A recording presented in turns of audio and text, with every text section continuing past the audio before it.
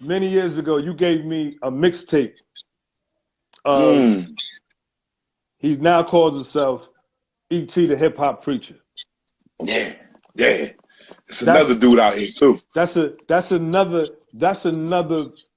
like another part of this relationship that you and I have that I'm extremely appreciative of.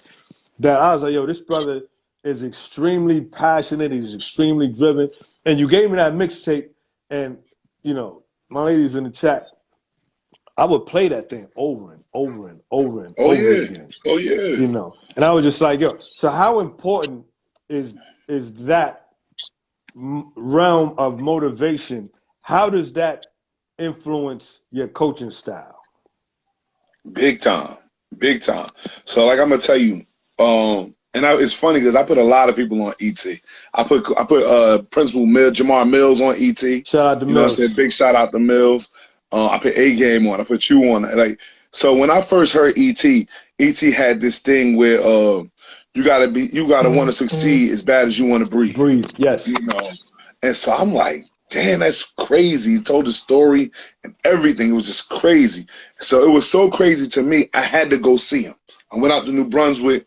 I went to one of his things, his speaking engagements, and he just, I mean, I'm already a guy that's charged up if anybody know me. He just lit the fire. He just burnt me. You know Yeah. what I'm saying? He took me to a whole nother level. And what he said was, identify your why. Yes. Why are you doing what you're doing? And so I took that, boom, put that right in my right in the Rolodex.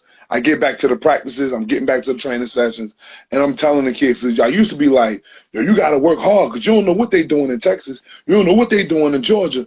Then I just took that away. Like, get that out of here. Then I started telling, "Why are you working hard? I don't even want to hear it no more. What's your why? What's your why? Why are you doing this? What you doing? Don't do it for me because I'm gonna be gone. And then what?" And understanding your why. And that right there, please, and everybody that's on here, understand your why, Mm-hmm. okay? Because when you know what your why to what you doing or why you living, it changes your whole outlook on life and your whole steps from that point forward. Because I could tell people my story, man. I've been to the bottom, okay? Straight to the bottom. And I had to cry up top like, yo, man, this ain't going to work. This ain't gonna work. And I had to understand what my why was. I had to figure out what came easy to me. Like, what do I love so much? And it was the kids.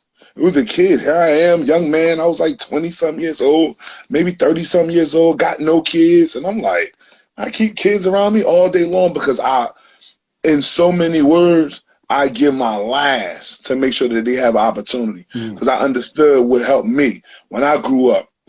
I had pastors, I had deacons, I had coaches, I had mentors around me. Tariq White was another big mentor on my Shout out to Al Tariq. man, Leaders for Life. Leaders Yeah, for like life. it was guys like that, that took time out to talk to me to help me understand. Like, yo, you got so much more at stake. You got so much more at stake. I remember looking at my yearbook, like I said, when I was in a dark spot, and looking in the yearbook, my high school yearbook, and it say most likely to succeed, had my name up there, Donald Massey. I'm like, you got to be kidding me. I'll never be. I'm not that. And it just hit me like, dude, this is your why. Yeah. Like the kids. They told you when you was young you was gonna be the most likely to succeed. Believe what they see. They see it in you. You don't see it in you. Once that happened, man, that was it, man. I'm gone. You know what I'm saying? Like even this year, man, I've been telling people a lot, and I don't get religious, but I tell people you better pray often. And so now my whole thing is, and you can take this with you, pray with your hands open, man. Pray with your hands open. Because the blessing that's coming is crazy, man. And it's gonna be coming all in abundance. I remember I saw you about two weeks ago, maybe 3 weeks ago, and we had a conversation. And he was like, "Yo, man, just put your hands out." You saw those exact words to because and I got big hands, so I'm expecting a lot Yes, of sir. Yes, blessings. sir. You know what I Yes, mean? sir. But I remember you saying that, and that definitely stuck with me. Shout out to Brad Marquis in the building. He got some new music coming out at Brad Marquis, BRADDMARQUIS. When you go to his page, you download his music, you stream his music, you will not be disappointed. Shout out to that brother. Shout out to Beyond the Boogie Dance School in Montclair, New Jersey. Beyond the Boogie, dance school. So, all right. you have something big that you've been doing that really speaks to the type of individual you are, right? Mm-hmm. So, we both work for North Public Schools. Our Mm-hmm. relationship goes beyond that, obviously. You coached, I coached, but there's certain people who go above and beyond. And when people say that, dropping kids off, paying kids, for kids to eat and buying uniforms, that's one thing. And we've all done that. Right. But the term CEO is going to stick for you, bro. I'm telling you. You create opportunities for others Mm-hmm. in a way that a normal high school coach can only do for his team, right? Right. You are in the process of doing a college tour that Mm. creates opportunities for kids that you coach at whatever high school you're working at and beyond. Mm-hmm. Talk about where the motivation and how that concept and that idea formulated and was birthed. I want to go back to about 2006. 2006. I got Lamar Middleton, LT, LT, shout and out to LT. big shout out to LT, man. That's my son. And I had Ashton Wilder, and I just had those two Big brothers. Ash, that's my man. I'm telling you, I had those two guys, and those are like my babies. I ain't gonna Yeah, lie, yeah. those like the first DM guys ever. And so I was taking them to different colleges, right? Because LT was a junior going into his senior year, and we wanted to get him some looks. I wanted to try to help him out the best way I can. He had walked the same walk that I walked. He went to Louise A. Spencer Elementary School. He went to Shabazz High School. I felt like I could help this young man. And then we went to University of Temple camp. And in the University of Temple camp, he did so well. They offered him a scholarship on, like right there, Johnny on the spot.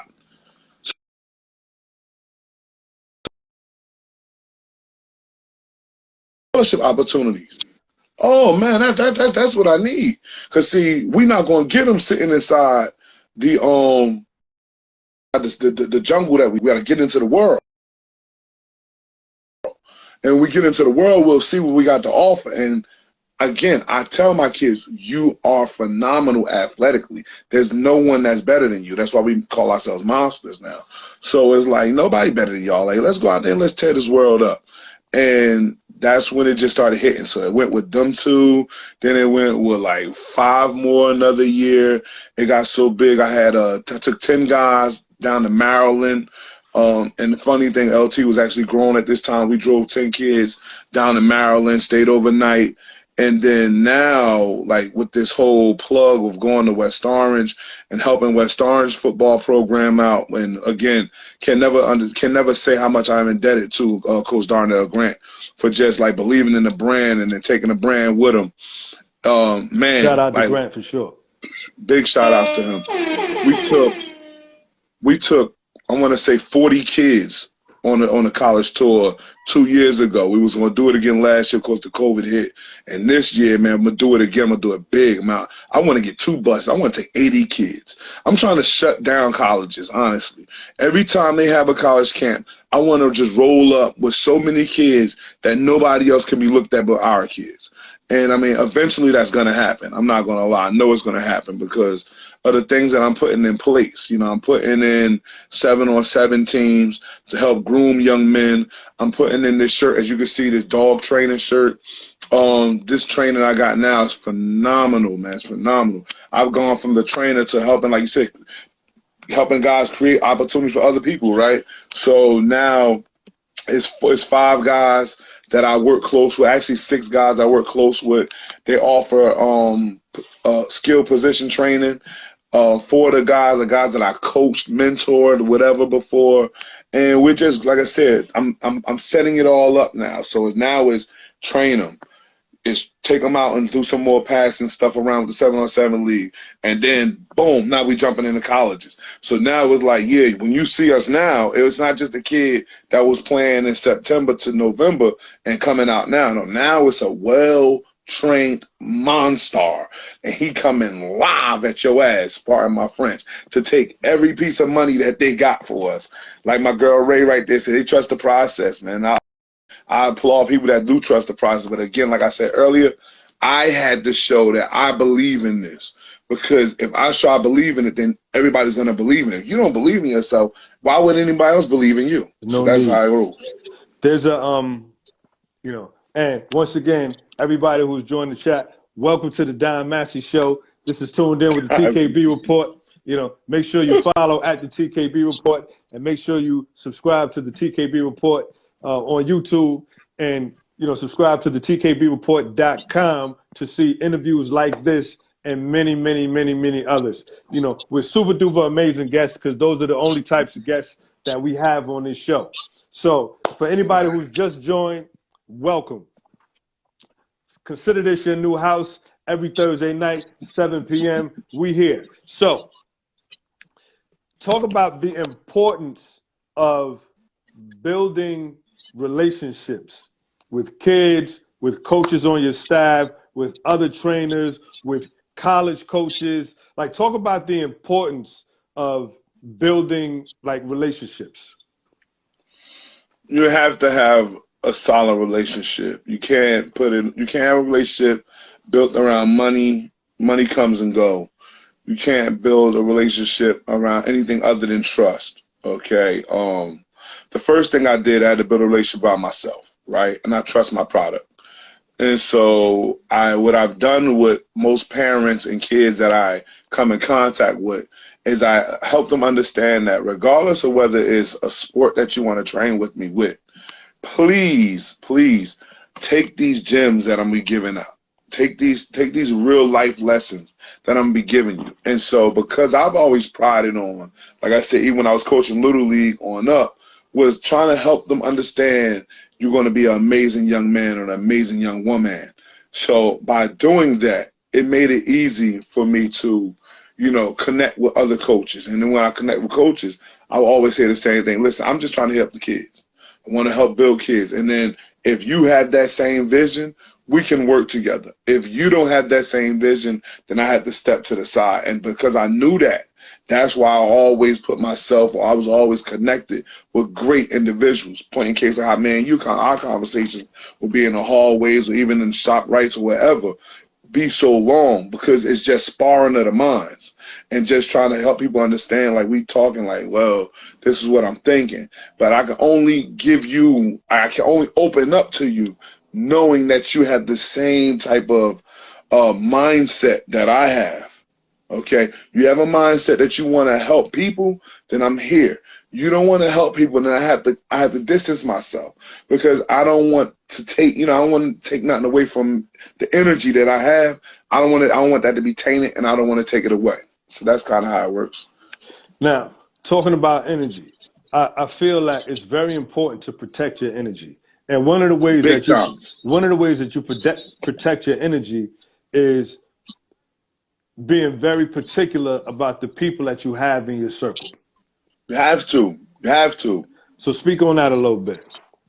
Let me tell you, they call them Debbie Downers, right? And negative people bring negative energy. And, for me, regardless of what the outcome is the rent paid, regardless of stuff like, are you in a job that you want to be in, regardless of all of that other stuff, the first blessing, the first reason why I wake up on fire is because I wake up. So the fact that I'm up, and then it's like I'm on 100 at that point. And some people can tell you, if they talk to me in the morning and they never know how you doing, it's like, hey, what's up? What you want to do? So I can attest to that for sure. So that's the thing. And then I try to pour that energy out onto people, because I know everybody is in a different place. So, I try to pour that positive energy out. And sometimes you can't pour it out on people. Sometimes people just don't take it.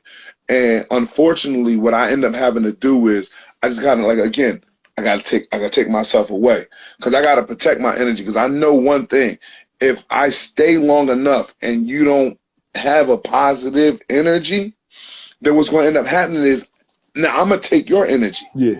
And so I'm gonna be negative. Like, so point in case, I'm quite sure anybody that's on the horn right here knows how many times you've been on a conversation and the conversation start going about talking about people in a negative manner. And you're like, how did I even get it? I wasn't even trying to have that conversation, because that person you was on the phone with had that in their mind, that a negative mindset, and they just want to kind of pour it out. So for me, it's like, nah, I'm never that. Like, even if I'm on the phone, we better start laughing. I'm hanging up the phone, because I'm not gonna have that. I'm telling, but you know, like, you got to understand how blessed you are with another opportunity to just be greater than what you were yesterday. Like I say, I live by examples, and it's funny because when I was early coaching, I used to think, well, you know, I gotta be able to show them how to do the drills. Can't tell somebody, yeah, practice what you preach, right?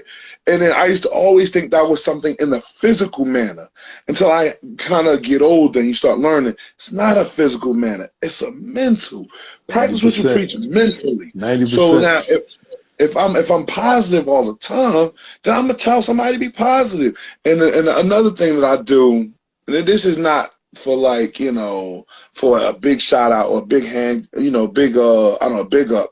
But what another thing that I do is, and I'm really doing with my nephew or some of my other kids, Ion and Marquette. I really do this with them all the time. Every now and then, I take these kids out to eat. Like, I got pictures I can show you. We always eating, and I don't know where this money come from, but I just thank God for the money. But we always go out to eat. And some of my older guys will tell you, like, your Don always feed the kids. So we always go out to eat, but we always got leftovers. Always. Kids don't eat all the food. You know what I mean? And then sometimes I get donations from people. Like, yo, coach, here goes some food, whatever. So I got this stop.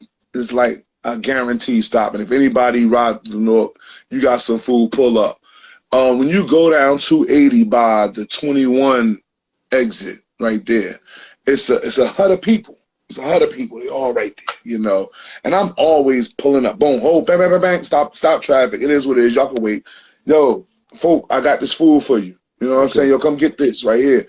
And I do that because I do that in front of my youngins, because I want them to understand, you don't know that man's story. You don't know what walk of life he been through. That cat probably was a millionaire. He lost it. He probably had a whole family. He lost it, but he's still rocking.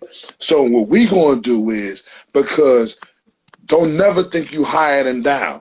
You're going to always be a servant. So serve the community. And that's what I do with my youngins early. Like I said, it's just, and then again, it's just something that my mother did with me. Like I said, we grew up in a church, New Point Missionary Baptist Church, 1721 East Kenny Street. I remember, like, I still go there. But I remember the stuff that we would do. You know, they would always have, you know, soup kitchens and stuff like that. And I'm not gonna lie, me being a young kid, I used to be like, Ma, they stink. Like, why we gotta be here? Like, I wanna go home, play the Nintendo. And she'd be like, let me tell you something, son, you never know. Okay, you never know. That could be you. And you're gonna want somebody to do for you. So always do for others. And I'm like, you know what? Shout out to the queen, Deborah Massey, man. Like, she would have never told me that. I probably have been on some whole ignorant stuff out here. And now I just do it. Like, I just do it unconditionally. So here you go. I could be riding. I got something in the car. Here you go. Clothes. I got a whole bunch of damn clothes. Here you go. Like, it don't even matter, man. Like, that's materialistic stuff. I get that back, man. But, like, this life, I only got one. So I'm going to just make sure I live it to the fullest. Well, listen.